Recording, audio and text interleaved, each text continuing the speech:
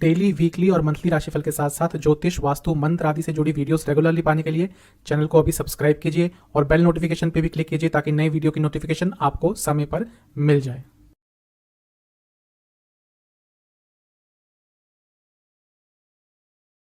ओम गणेशाय नमः। ओम नमः शिवाय। मैं निखिल ज्योतिषाचार्य आप सभी का मेरे चैनल पर पुनः स्वागत करता हूं। आशा करता हूं आप सभी स्वस्थ होंगे। महादेव की कृपा आप सभी पर सदैव बनी रहे। ये वीडियो कन्या यानी कि वर्गों के लिए महत्वपूर्ण वीडियो है, क्योंकि ये वीडियो है कन्या के अप्रैल 2023 के मासिक राशिफल के बारे में। कैसा रहेगा कन्या के लिए आने वाला महीना। जो मेरा मासिक राशिफल होता है वो जीवन की प्रमुख चीज़ों पर आधारित होता है, जैसे कि जनरल प्रेडिक्शंस, कौन कौन से योग बन रहे हैं, career, business, love life, income, investment, married life, student, सेहत, सभी चीज़ों को मैं कवर करता हूँ। और वीडियो के अंत में कुछ उपाय भी अवश्य बताता हूँ। कहाँ से देखें राशिफल। जैसा मैं हर बार कहता हूँ कि लग्न राशि से और चंद्र राशि से अलग अलग राशिफल नहीं बनाए जा सकते, क्योंकि राशिफल जो होता है वो एक सामान्य विश्लेषण होता है और ग्रहों की गोचर की स्थिति पर आधारित होता है। मेरे हिसाब से मेरा ये मानना है कि अगर आपको अपना लग्न पता है तो आप लग्न से देख सकते हैं, बहुत अच्छे रिजल्ट मिलेंगे। जिनको लग्न नहीं पता वो राशि से भी ऑब्जर्व कर सकते हैं। इन शॉर्ट, जिनका कन्या लग्न है, कन्या राशि है, वो दोनों ही इस राशिफल को ऑब्जर्व कर सकते हैं। ये समझना आपको पड़ेगा कि जो लग्न है वो आपका भौतिक संसार है और चंद्रमा आपके मन के कारक है। तो लग्न राशि आपका भौतिक संसार है, चंद्र राशि आपका मन है। इसलिए मैं हमेशा कहता हूं कि लग्न से देखेंगे तो बेटर रिजल्ट प्राप्त होंगे। तो शुरुआत करते हैं आने वाले महीने के कन्या के मासिक राशिफल का जनरल प्रेडिक्शंस के साथ। जनरल प्रेडिक्शन से स्टार्ट करते हैं। सबसे पहले लग्न को ही देखेंगे। लग्न को देखें तो प्रभाव कुछ ग्रहों का है। बृहस्पति, सूर्य, मंगल तीनों ही दृष्टि डालेंगे। बृहस्पति की दृष्टि 22 तारीख तक रहेगी, सूर्य की दृष्टि 14 तारीख तक रहेगी। अब बृहस्पति के कुछ आखिरी ही दिन रह गए हैं जब आपके लग्न पर उनका प्रभाव है। हाँ, एक बात है कि बृहस्पति भले ही कितने शुभ ग्रह हो, वो आपके लिए एक बाधक है, आपके लिए मारक भी है। तो कहीं ना कहीं रुकावटें तो देंगे ही, लेकिन बृहस्पति बृहस्पति है, उनका लग्न पे प्रभाव होना बहुत अच्छा रहता है। और अब वो 22 दिन अप्रैल के आपको मिलेंगे बस, जिसके बाद वो अष्टम में चले जाएंगे। तो इन 22 दिनों का उपयोग कीजिएगा। अगर आपके प्रॉपर्टी संबंधित कुछ प्रॉब्लम आ रही थी, शादी में कोई प्रॉब्लम आ रही थी, विवाह नहीं हो रहा था, इन सब चीज़ों को पूर्ण करने के लिए 22 दिन जो अप्रैल के हैं बहुत अच्छे हैं। क्योंकि बृहस्पति चौथे घर के स्वामी हैं, इसलिए प्रॉपर्टी का मैंने कहा, और सप्तम भाव के भी स्वामी है और सप्तम से बैठकर देखेंगे लग्न को, तो इसलिए इन सब चीज़ों को पूर्ण करने के लिए 22 दिन बहुत अच्छे हैं। सूर्य क्योंकि 12वें घर के स्वामी है, सप्तम से बैठकर लग्न को देखेंगे। जो लोग विदेश जाना चाहते थे उनके लिए समय बहुत अच्छा है, उनको सहायता प्राप्त हो सकती है। विदेश जाने में जो बाधाएं आ रही थी वो दूर हो सकती है। मंगल की दृष्टि भी बनी रहेगी लग्न पर। मंगल अष्टम के स्वामी है, मंगल तीसरे घर के स्वामी है और 10वें घर में दिग्बली होकर पूरे महीने बैठे रहेंगे। तो ये साफ बता रहा है कि कार्य क्षेत्र में आगे बढ़ने में मदद मिलेगी, कार्य क्षेत्र में अथॉरिटी आएगी। और क्योंकि अष्टम का स्वामित्व है मंगल के पास, तो अगर जॉब चेंज करने के बारे में सोच रहे थे तो अचानक से कोई ऑफर इस महीने आ सकता है। और क्योंकि मंगल तीसरे भाव के भी स्वामी है, तो आपके अंदर साहस, पराक्रम भी काफी रहेगा अपने कार्य क्षेत्र में। कुछ नया करने के लिए, थोड़ा रिस्क लेने के लिए ये महीना कार्य क्षेत्र का बहुत अच्छा है। आगे बढ़ते हुए दिख रहे हैं, लेकिन ध्यान ही रखना है क्योंकि मंगल नीच अभिलाषी है, तो कार्य क्षेत्र में जल्दबाजी में कुछ अपना ही काम आप इस महीने खराब कर सकते हैं। अदरवाइज मंगल की जो लग्न पे दृष्टि है वो बहुत अच्छा प्रभाव आपको देगी। इस महीने शुक्र का राशि परिवर्तन अवश्य होगा और शुक्र का राशि परिवर्तन आपके लिए बहुत शुभ दिख रहा है। कारण क्या है? शुक्र का एक तो आपके लग्न के स्वामी के साथ बहुत अच्छा संबंध है, यानी कि बुध के साथ, और शुक्र आपके नवम स्थान में, नवम स्थान क्या हुआ? भाग्य स्थान, वहां पर आ जाएंगे। शुक्र क्या है आपके लिए? शुक्र आपके लिए धन स्थान के स्वामी है, शुक्र आपके लिए भाग्य स्थान के स्वामी है। तो धन स्थान के स्वामी, भाग्य स्थान के स्वामी धन स्थान में आ जाएंगे 6 अप्रैल को, यानी कि 6 अप्रैल के बाद से आपका धन बढ़ेगा, आपका भाग्य साथ देगा, आध्यात्मिकता की तरफ बढ़ेंगे। और इन्वेस्टमेंट के लिए कुछ आप देख रहे थे, पैसे कमाने के लिए कुछ देख रहे थे, इनकम सोर्सेस को बढ़ाने के लिए कुछ देख रहे थे, इन सब चीज़ों में आपको कुछ ना कुछ अच्छा रिजल्ट मिलेगा। और क्योंकि शुक्र कुटुंब स्थान के भी स्वामी है, यानी कि आपके घर का भी भाग्य बढ़ेगा, आपके घर के सदस्यों का भी भाग्य बढ़ेगा, आपके घर में भी धन, दौलत, ऐश्वर्य, संपदा सब कुछ आएगी। तो शुक्र का तो ये राशि परिवर्तन आपके लिए बहुत अच्छे रिजल्ट देकर जाने वाला है। क्योंकि नवम भाव इतना स्ट्रांग हो रहा है, नवम भाव भाग्य के साथ साथ धर्म का स्थान भी है। हो सकता है इस महीने में आपको किसी आध्यात्मिक जगह पर, किसी धार्मिक जगह पर, किसी तीर्थ स्थल पर जाने का अवसर भी प्राप्त हो और वो अचानक से ही प्लान बनेगा। ये भी बहुत अच्छी चीज है। सूर्य भी राशि परिवर्तन करेंगे और वो अष्टम में आ जाएंगे, लेकिन उच्च के हो जाएंगे। अब ये थोड़ा अजीब सी स्थिति है। उच्च के हो रहे हैं लेकिन अष्टम में जा रहे हैं और विपरीत राजयोग भी बना रहे हैं, क्योंकि 12वें घर के स्वामी हैं। इसका बुरा प्रभाव किस पर पड़ सकता है? आपका कोई सरकारी कार्य अटक सकता है। आपकी इम्यूनिटी थोड़ी वैसे ही कम होती है कन्या की। अब जब सूर्य अष्टम में जाते हैं तो इम्यूनिटी और कम हो जाती है, तो कोई बीमारी आपको पकड़ सकती है। लेकिन क्योंकि उच्च के हैं, विपरीत राजयोग भी बनाएंगे और धन स्थान को भी देखेंगे, तो ये साफ बता रहा है कि आपके लिए धन कमाने की जो अपॉर्चुनिटी है वो 14 तारीख के बाद बहुत तेज होने वाली है। 21 तारीख को आपके लग्न के स्वामी बुध वक्री हो जाएंगे। ये वो समय है जब आपको बहुत केयरफुल रहना है। कारण क्या है? जब भी लग्न के स्वामी वक्री होते हैं तो जीवन में उतार चढ़ाव आता है। लग्न में अगर कोई ग्रह बैठकर वक्री होता है तो भी ऐसा ही होता है। अब आपके लग्न के स्वामी वक्री तो हो रहे हैं, और कहाँ हो रहे हैं? 8वें घर में। मैं बता चुका हूं, बुध का 8वें घर में आना पैसा देकर जाता है, लेकिन लग्न के स्वामी के होने के नाते उनका वक्री होना, वो भी राहु के साथ, वो भी सूर्य के साथ, जो उच्च के हैं और विपरीत राजयोग बना रहे हैं, ये सारी चीजें बता रही हैं कि सेहत पर बहुत नकारात्मक प्रभाव पड़ सकता है। और ये जो 21-22 तारीख का समय है, ये आपके पूरे जीवन में बहुत सेंसिटिविटी लाएगा। ये मान के चलेगा 21 तारीख से 3-4 दिन पहले और 3-4 दिन बाद में यहां पे अपने जीवन को आपको बहुत सिंपल रखना है, सरल रखना है, रिस्क नहीं लेने, ज्यादा लोगों से बातचीत नहीं करनी, खर्चों पर कंट्रोल करना है, और सबसे इंपॉर्टेंट अपनी सेहत पर बहुत कंट्रोल करना है, क्योंकि बुध थोड़ा सा आपको हिलाकर जा सकते हैं। शनि महाराज 6ठे स्थान में बैठे रहेंगे, विपरीत राजयोग बनाएंगे वो भी, और वो बहुत अच्छी पोजीशन में है। शनि का आपके 6ठे भाव में बैठना आपको जीवन में आगे लेकर जाने के लिए मदद करेगा। थोड़ा साहस दिखाएंगे तो ये समय बहुत अच्छा है। साहस दिखाने की लेकिन आवश्यकता है। केतु दूसरे घर में बने रहेंगे। वाणी में स्पष्टता जितनी रखेंगे उतना आपके लिए अच्छा रहेगा। अब बात करते हैं बृहस्पति महाराज की। बृहस्पति 22 अप्रैल को आपके 8वें घर में आ जाएंगे, और देखिए आपके लिए किस किस ग्रह को, किस किस भाव को वो अफेक्ट कर रहे हैं। सबसे पहला प्रभाव उनका रहेगा 12वें घर पे, पंचम दृष्टि। उसके बाद धन स्थान में, उसके बाद चौथे स्थान में, और 8वें में तो बैठ ही रहे हैं।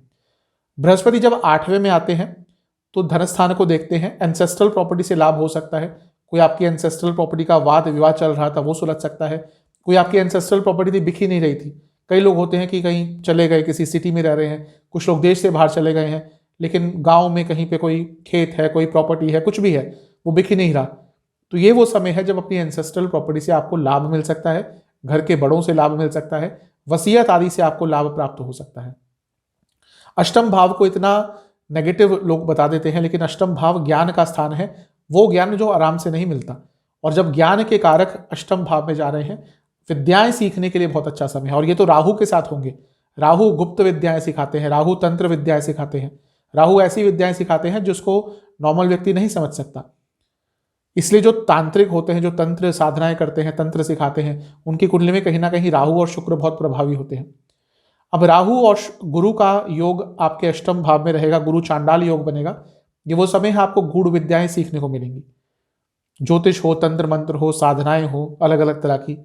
कई देवी देवताएं होते हैं, देवता होते हैं हमारे सनातन धर्म में, जिनकी साधनाओं से अलग अलग फल मिलते हैं। तो आपकी जो प्रवृत्ति है, आपकी जो रुचि है, वो इन सब चीज़ों के प्रति, जिसको हम इंग्लिश में ऑकल्ट कह सकते हैं, खैर उसका बहुत अच्छा एक शाब्दिक अनुवाद नहीं होगा, लेकिन ऑकल्ट कह सकते हैं कि उस चीज़ के प्रति आपकी रुचि बहुत बढ़ने वाली है। क्योंकि बृहस्पति सप्तम के स्वामी है, चौथे घर के स्वामी है, 12वें घर को देखेंगे। चौथा घर सेटलमेंट का होता है। जब उसके स्वामी 12वें घर को देखते हैं, तो अगर आप ऑलरेडी बाहर हैं, विदेश हैं, और आप परमानेंट रेजिडेंस अप्लाई करना चाहते हैं, कुछ भी ऐसा अप्लाई करना चाहते हैं जिससे आपको सेटलमेंट बाहर मिले, उसके लिए महीना बहुत अच्छा है, चीज़ों को शुरू कर सकते हैं। और क्योंकि अष्टम से बैठकर धनस्थान को देखेंगे तो अकस्मात धन लाभ के योग बनेंगे। और क्योंकि यहाँ से बैठकर वो चौथे घर को भी देख रहे हैं, अपनी नई प्रॉपर्टी लेने के लिए ये जो समय है वो बहुत अच्छा स्टार्ट हो जाएगा। तो बृहस्पति आपके लिए बहुत अच्छे प्रभाव देकर जाने वाले हैं। कुछ विशेष योगों की बात करते हैं। बृहस्पति हंस नाम का राजयोग 22 तारीख, पंच महापुरुष योग 22 तारीख तक बनाएंगे, तो उसका लाभ उठाइएगा। इसके साथ ही उभयचार योग बनेगा, ये भी आपके लिए अच्छा है। महीने के पहले हफ्ते में ये बना रहेगा तो आपको जितनी भी लग्जूरियस चीज़ें होती है उसका लाभ देगा। पाश योग बन रहा है, यहाँ पर एक ही चीज़ कहूँगा कि सरकारी कार्यों से बच के रहें, अर्थात अगर कोई सरकारी कार्य अटक रहा है उसको पूरा करवा लें, वरना थोड़ी प्रॉब्लम होगी।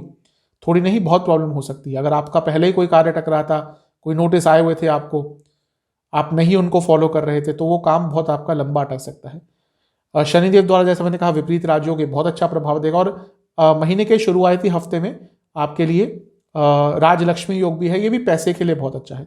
तो ओवरऑल मैं देखूं तो ये जो महीना है आपके लिए बहुत अच्छे प्रभाव देकर जा रहा है। इस महीने के पॉजिटिव पॉइंट्स मेरे हिसाब से क्या क्या हो सकते हैं?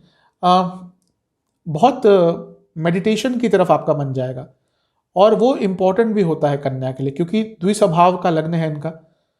तो अगर इनका मन स्थिर नहीं होता तो ये किसी भी चीज़ पर ढंग से काम नहीं कर पाते। टैलेंट भरमार होता है, पोटेंशियल बहुत होता है, लेकिन मन बहुत परेशान रहता है। ये वो महीना मुझे दिख रहा है, मे बी बृहस्पति के कारण, कि थोड़ा सा आपका मेडिटेशन की तरफ ध्यान जाएगा, और वो बहुत महत्वपूर्ण है। अगर उस चीज़ का मौका आपको मिलता है, अगर कुछ भी ऐसे सोर्सेज बनते हैं कि आप मेडिटेट कर पाएँ, अवश्य कीजिएगा। अंदर से एक साहस रहेगा, आप आगे के जीवन को विजुलाइज कर पाएंगे, सोच पाएंगे क्या करना है क्या नहीं करना। प्रॉपर्टी खरीदने के लिए बहुत अच्छा है। रिलेशनशिप्स आपके सुधरेंगे, सिर्फ पति पत्नी या गर्लफ्रेंड बॉयफ्रेंड की बात नहीं कर रहा। ओवरऑल जितने भी आपके संबंध हैं वो इस महीने सुधरते हुए दिख रहे हैं, और अपने जीवन को एंजॉय भी कर पाएंगे। नेगेटिव पॉइंट्स क्या हो सकते हैं?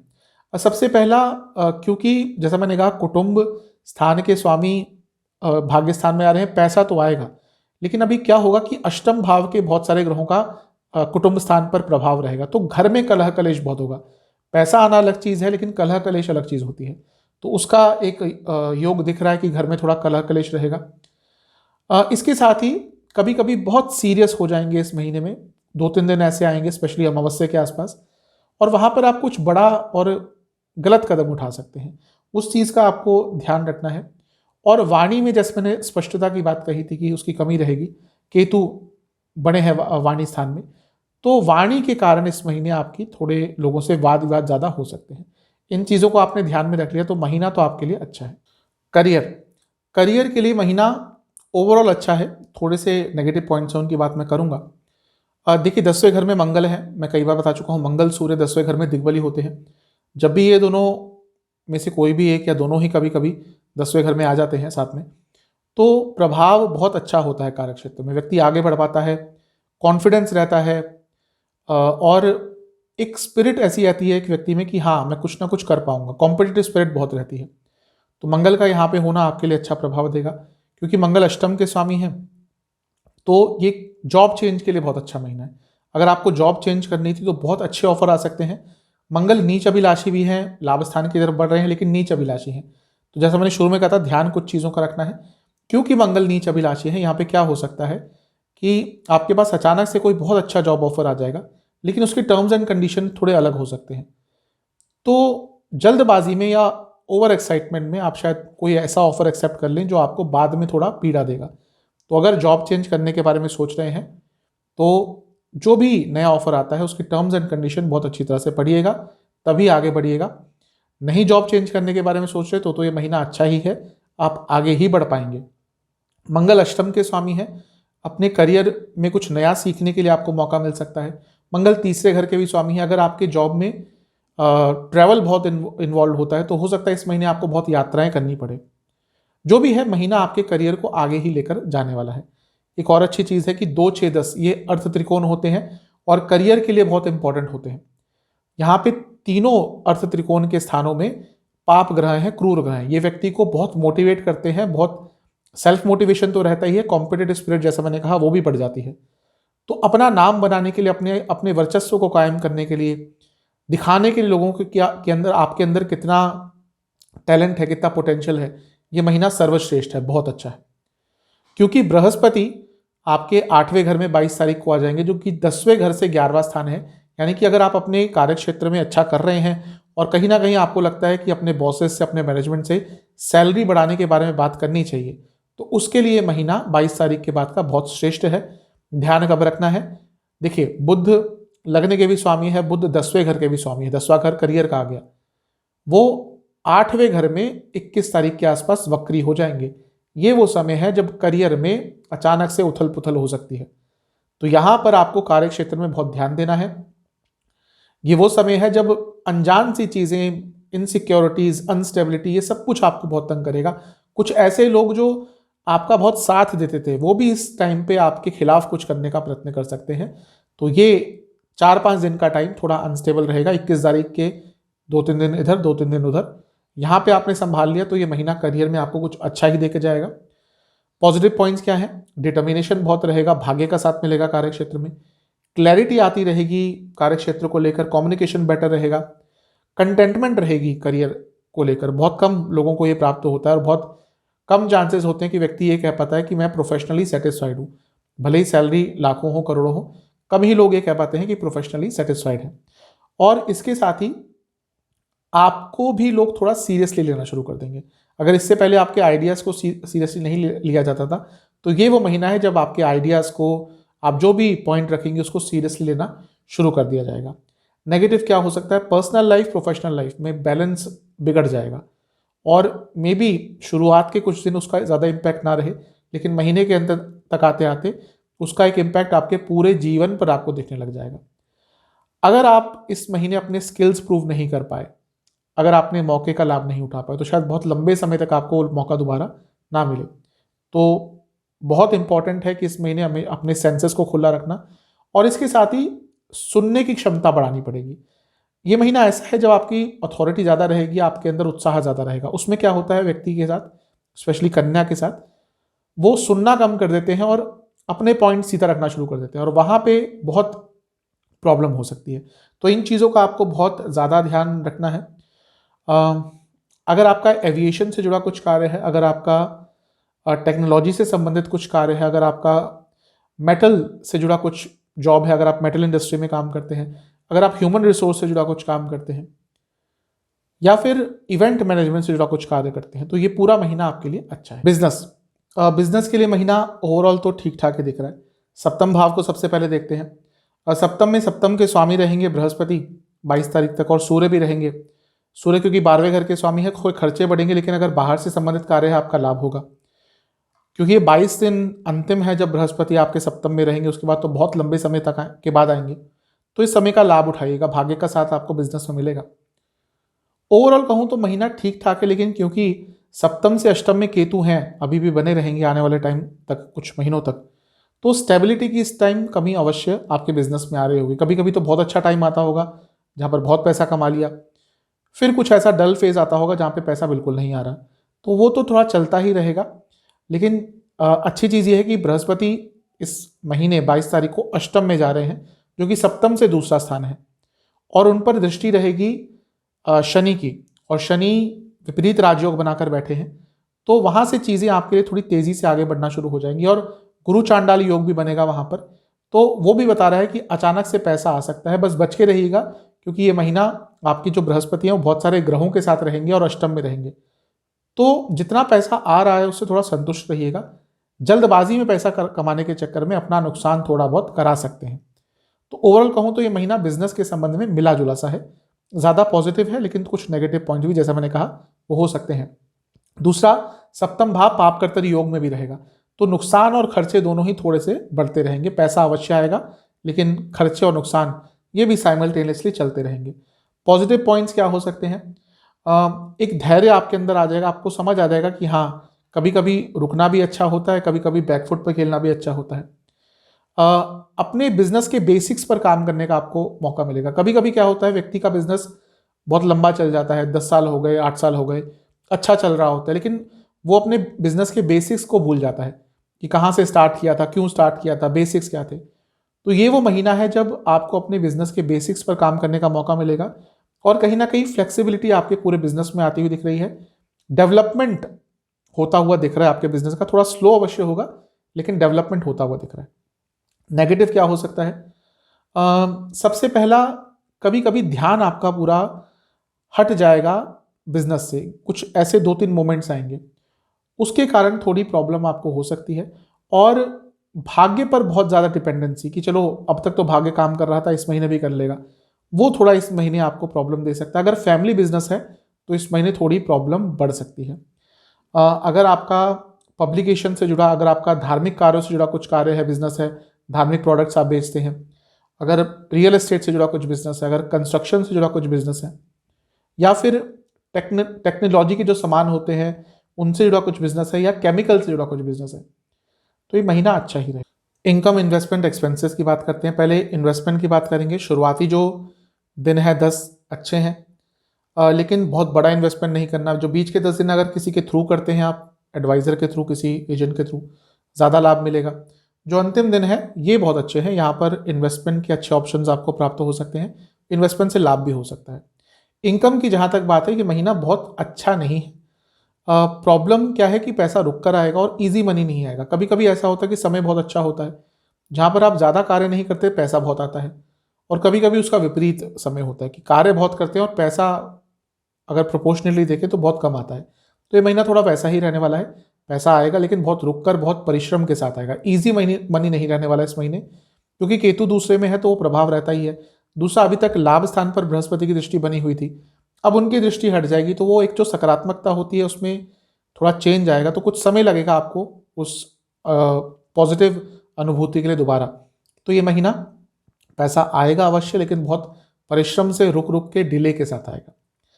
खर्चों की बात करते हैं। खर्चे थोड़े से इस महीने बढ़ने वाले हैं। व्यय स्थान के स्वामी सूर्य हैं, वो लग्न को देखते रहेंगे 14 तारीख तक। तो इस महीने सरकारी कार्यों पर बहुत खर्चा होगा, ट्रैवल पर, फॉरेन ट्रैवल्स पर, विदेशी चीज़ों पर, हो सकता है आप कुछ बाहर से सामान मंगवाएं उस पर खर्चा, और दवाइयों पर, क्योंकि 12वें घर के दवाइयाँ, हॉस्पिटल्स, इन पर ओवरऑल बहुत खर्चा होगा। और उसके बाद भी को अष्टम पे जा रहे हैं वो, तो ये भी बता रहा है कि हिडन एक्सपेंसेस, अचानक से एक्सपेंसेस, अनिश्चित खर्चे होंगे, अनस्टेबल खर्चे होंगे, अकस्मात खर्चे होंगे। तो खर्चे इस महीने बढ़ते जाएंगे। इसके साथ ही आपका थोड़ा इस महीने अपने इमोशनल लाइफ पर भी खर्चा होता हुआ दिख रहा है। कभी कभी ऐसा होता है कि हम उदास होते हैं, कुछ ऐसी चीज़ें खरीद लेते हैं जो हमें इमोशनली खुश करती हैं। ये महीना उसके लिए दिख रहा है। और टेक्नोलॉजी के किसी सामान पर, कोई बड़ा सामान, कोई बड़ा महंगा फ़ोन, टीवी आदि, इन पर भी आप इस महीने काफ़ी खर्चा करते हुए दिख रहे हैं। चलते हैं लव लाइफ की तरफ। पहले नो कॉन्टैक्ट सिचुएशन की बात करते हैं। नो कॉन्टैक्ट सिचुएशन के हिसाब से महीना पॉजिटिव दिख रहा है। चांसेस हैं कि अगर आपकी बातचीत बंद हो गई थी तो कम्युनिकेशन दोबारा स्टार्ट हो सकती है। स्पेशली महीने के मध्य भाग से लेकर अंतिम भाग तक चांसेस बहुत ज़्यादा हैं कि आपकी जो प्रॉब्लम थी, बातचीत बंद हो गई थी, वो स्टार्ट हो सकती है। जहाँ तक नए रिलेशनशिप की बात है, संभावना थोड़ी सी कम है। जल्दबाजी मत कीजिएगा। मैं ये नहीं कह रहा कि चीज़ें आगे नहीं बढ़ेंगी, चीज़ें आगे बढ़ेंगी, लेकिन ज़रूरी नहीं कि सब कुछ इस महीने हो जाए। तो अगर आपको लगता है कि हाँ थोड़ी बहुत संभावना बन रही है, तो धैर्य रखिएगा और जल्दबाजी में आगे आपको नहीं बढ़ना। अब बात करते हैं जो लोग ऑलरेडी रिलेशनशिप में हैं। पंचम को देखा जाता है, और पंचम के स्वामी को देखेंगे, फिर काम त्रिकोण को देखेंगे। पंचम भाव के स्वामी छठे में है, यानी कि आर्ग्यूमेंट्स ऑलरेडी हो रहे होंगे, इस महीने भी वो कंटिन्यू होंगे। और मंगल की दृष्टि भी पंचम पे बनी रहेगी, तो इस महीने एग्रेशन बहुत रहेगा रिलेशनशिप में। छोटी छोटी बातों पर बहस हुआ करेगी, पुरानी बातें बीच में आया करेंगी। एक दो ऐसे मोमेंट्स भी आएंगे जब आपको लगेगा कि क्यों मैं इस व्यक्ति के साथ रिलेशनशिप में हूँ। तो बहुत ईजी महीना नहीं रहने वाला रिलेशनशिप के लिए, थोड़ा सा प्रॉब्लमेटिक जाएगा। मैं आपसे यही कहूँगा कि थोड़ा धैर्य बना के रखिएगा। अगर हम काम त्रिकोण को भी देखें तो वहाँ पे बृहस्पति और सूर्य रहेंगे अधिकतम समय, तो वो भी ईगो क्लैशेस दिखा रहा है। वो भी दिखा रहा है कि बार बार अपने रिलेशनशिप को क्वेश्चन करेंगी। ऐसा होता है कई बार कि रिलेशनशिप तब कुछ टाइम चल जाता है, फिर उसके बाद हमें अपने पार्टनर के अच्छे और नेगेटिव दोनों ही पॉइंट्स पता चल जाते हैं, फिर हम थोड़ा क्वेश्चन करने लग जाते हैं। तो ये महीना वही है जब आप अपने रिलेशनशिप को क्वेश्चन करेंगे। फिर भी पॉजिटिव पॉइंट्स क्या हो सकते हैं, थोड़ा बहुत बैलेंस अवश्य आएगा जैसे जैसे महीना आगे बढ़ेगा। एक दूसरे के साथ कनेक्शन हमेशा बना रहेगा, एक दूसरे को समझने का प्रयास किया जाएगा। वो कितना सफल होता है वो आपकी कुंडली पर डिपेंड करता है। और ऐसा भी हो सकता है कि प्रॉब्लम्स आए, लड़ाई झगड़े हो, बहस हो, उसके बाद रिलेशनशिप को एक नया स्टार्ट देने का मौका भी आपको इस महीने मिल सकता है। तो ये सारी अच्छी चीज़ें हैं। बुरा क्या हो सकता है, मुझे एक ही चीज़ दिख रही है जो इस महीने बहुत तंग करेगी, ईगो क्लैशेस। ईगो क्लैशेस बहुत होंगे, उसके कारण प्रॉब्लम बढ़ेगी। इन सब चीज़ों का ध्यान रखिए। मैरिड लाइफ की तरफ चलते हैं। मैरिड लाइफ के लिए भी ठीक ठाक सा ही महीना दिख रहा है, बहुत ज़्यादा अच्छा तो नहीं कहूँगा। सप्तम भाव पाप कर्तर योग में रहेगा। एक साइड शनि है, दूसरी साइड राहु है, और दूसरी साइड में सूर्य भी चले जाएंगे। और जो सप्तम भाव के स्वामी है, जिन्होंने अब तक बचा के रखा हुआ था, यानी कि बृहस्पति, वो भी इस महीने 22 तारीख के बाद अष्टम में चले जाएंगे, वहाँ से भी एक अनिश्चितता आएगी। सप्तम से अष्टम में केतु बने हुए हैं, तो ये जो महीना है वो मैरिड लाइफ के लिए बहुत अच्छा नहीं रहेगा। जैसे जैसे समय आगे बढ़ता जाएगा मैरिड लाइफ में प्रॉब्लम्स आती रहेंगी। जिनकी मैरिड लाइफ ऑलरेडी प्रॉब्लमेटिक चल रही है उनके बीच में दूरियां और बढ़ेंगी। एकमात्र अच्छी चीज़ ये है कि जो शादी के कारक है, विवाह के कारक है, वैवाहिक संबंधों के कारक हैं शुक्र, वो अपनी राशि में भाग्य स्थान में आ जाएंगे। तो अगर आपकी प्रॉब्लम्स चल रही थी और आपके मैरिड लाइफ को आपके घर के बड़ों का भी साथ प्राप्त है कि उनका इन्वॉल्वमेंट थोड़ा है, अच्छा इन्वॉल्वमेंट है, वो गाइडिंग फोर्स हैं, तो चीज़ें ठीक हो सकती है। लेकिन अगर आपकी मैरिड लाइफ में कोई भी बड़े व्यक्ति का इन्वॉल्वमेंट नहीं है, घर के बड़े व्यक्ति का इन्वॉल्वमेंट नहीं है, कोई भी गाइडिंग फोर्स नहीं है, कोई भी ऐसा व्यक्ति नहीं है जो आप दोनों को समझा सके, तो ये महीना मैरिड लाइफ के लिए थोड़ा प्रॉब्लमेटिक रहने वाला है, बहुत ईजी नहीं रहने वाला। फिर भी कुछ पॉजिटिव पॉइंट्स क्या हो सकते हैं। एक ही चीज़ मुझे दिख रही है कि कम्युनिकेशन का स्तर थोड़ा अच्छा रहेगा, और वो बहुत महत्वपूर्ण चीज़ होती है। अगर कम्युनिकेशन का स्तर बना रहे तो फिर भी चीज़ें बिगड़ती बिगड़ती सुलझ जाती हैं, थोड़ी ठीक हो जाती हैं, वो एक अच्छी चीज़ दिख रही है। और एक दूसरे से सच बोलने की क्षमता रहेगी, वो भी थोड़ा बहुत आपके मैरिड लाइफ को बचा सकता है। नेगेटिव क्या हो सकता है, सिर्फ अपने बारे में सोचना, थोड़ा सेल्फिशनेस, वो थोड़ा सा नेगेटिव हो सकता है। इसके साथ ही बाहरी लोगों का इन्वॉल्वमेंट या फिर फ्रेंड्स का बहुत इन्वॉल्वमेंट भी मैरिड लाइफ में इस महीने प्रॉब्लम्स क्रिएट कर सकते हैं। स्टूडेंट्स की तरफ चलते हैं, एग्जाम्स की पहले बात करेंगे। महीने के शुरुआती 10 दिन बहुत अच्छे हैं, माइंड में क्लैरिटी रहेगी, मन और मस्तिष्क इसमें एक समन्वय रहेगा और अच्छा समय रहेगा। महीने के जो बीच के 10 दिन है ये भी ठीक है, यहाँ पे ओवर थिंकिंग से बचिएगा। जो महीने के अंतिम 10 दिन है यहाँ पे प्रॉब्लम हो सकती है, यहाँ पे एक अनप्रैक्टिकल अप्रोच आपकी रहेगी, व्यर्थ की चिंताएं तो तंग करेंगी ही और वास्तविकता से थोड़ा सा दूर रहेंगे, और उसके कारण आपके जो रिजल्ट है, आपके जो एग्जाम है उस पर प्रभाव पड़ेगा। ओवरऑल अगर स्टूडेंट्स के लिए देखें तो महीना ठीक ठाक ही है। पंचम के स्वामी क्योंकि छठे में हैं यानी कि शनिदेव, तो कॉम्पिटिटिव एग्जाम आपका कोई पढ़ता है तो ओवरऑल तो उसमें अच्छा ही करेंगे। दूसरा, मंगल की दृष्टि भी है, तो छठा स्थान और मंगल दोनों ही कॉम्पिटिटिव एग्जाम्स के लिए बहुत अच्छे हैं, तो ये एक अच्छी चीज़ है। बृहस्पति अष्टम में चले जाएंगे तो जो लोग रिसर्च करना चाहते थे उनके लिए भी समय अच्छा है। तो ओवरऑल स्टूडेंट्स के लिए ठीक ठाक समय है, क्योंकि पंचम के स्वामी विपरीत राजयोग बनाकर बैठेंगे तो वो भी जीवन को आगे लेकर जाएंगे। ध्यान बस ये रखना है कि 21 तारीख को बुध जो स्टडीज के कारक हैं वो अष्टम में वक्री हो जाएंगे, तो ये वो समय है जब थोड़ी सी प्रॉब्लम स्टूडेंट लाइफ में आ सकती है। अदरवाइज ये महीना बहुत अच्छा है, कुछ अच्छा प्राप्त होगा, जीवन आगे बढ़ेगा, तो स्टूडेंट्स के लिए शुभता ही दिख रही है। बात करते हैं सेहत की। सेहत के लिए मिला जुला सा महीना है। बृहस्पति का प्रभाव लग्न से हट जाएगा तो एक वो जो प्रोटेक्शन आपको मिला हुआ था उसमें कमी आ जाएगी। अष्टम के स्वामी मंगल देखेंगे तो वो बीमारियों के लिए थोड़ा प्रॉब्लमेटिक रहेगा, और आपके लग्न के स्वामी भी इस महीने वक्री हो रहे हैं अष्टम में, तो सेहत के हिसाब से महीना थोड़ा अप्स एंड डाउन्स लाएगा। थोड़ी सेहत बिगड़ सकती है, ज़्यादा ही बिगड़ सकती है। अष्टम भाव बहुत प्रभावी है, तो सेहत पर बहुत ज़्यादा आपको ध्यान रखना पड़ेगा। ये वो महीना है जहाँ पे इन्फेक्शंस बहुत तंग करेंगे, लोअर बैक में बहुत दर्द रहेगा, हाई बीपी की प्रॉब्लम है, दिक्कत बढ़ेगी, लिवर की प्रॉब्लम है, दिक्कत बहुत रहेगी, और हड्डियों की प्रॉब्लम बहुत तंग किया करेगी।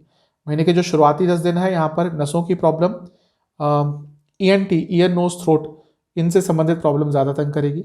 महीने के जो बीच के 10 दिन है यहाँ पे स्किन डिसऑर्डर्स, पेट के रोग, आंखों के रोग, और यहाँ पे भी नसों के रोग प्रॉब्लम करेंगे। जो अंतिम 10 दिन है यहाँ पे सर से संबंधित रोग और आंखों से संबंधित रोग बहुत तंग करने वाले। उपाय की बात कर लेते हैं। आपको ये उपाय महीने के शुरुआती भाग में करना है।